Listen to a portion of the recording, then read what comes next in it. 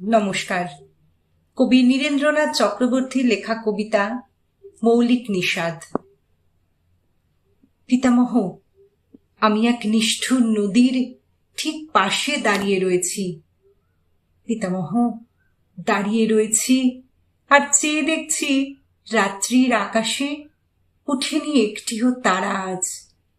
পিতামহ, আমি এক নিষ্ঠুর মৃত্যুর কাছাকাছি নিয়েছি আশ্রয়।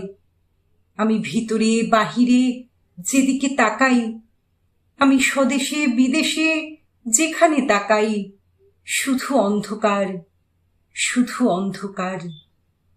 পিতামহ, আমি এক নিষ্ঠুর সময়ে বেঁচে আছি। এই এক আশ্চর্য সময়, যখন আশ্চর্য বলে কোনো কিছুই নেই, যখন নদীতে জল আছে কি না আছে কেউ তা জানে না, যখন পাহাড়ে মেঘ আছে কি না আছে কেউ তা জানে না।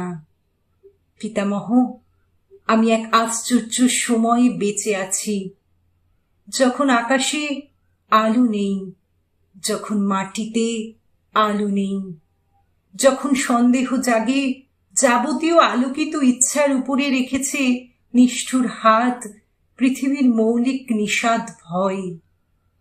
পিতামহ, তোমার আকাশ নীল, কতখানি নীল ছিল। আমার আকাশ নীল নয়। পিতামহ, তোমার হৃদয় নীল, কতখানি নীল ছিল। আমার হৃদয় নীল নয়। আকাশের হৃদয়ের যাবতীয় বিখ্যাত নীলিমা আপাতত কোনো এক স্থির অন্ধকারে শুয়ে আছে। পিতামহ, আমি সেই ভয়ের দারুণ অন্ধকারে দাঁড়িয়ে রয়েছি।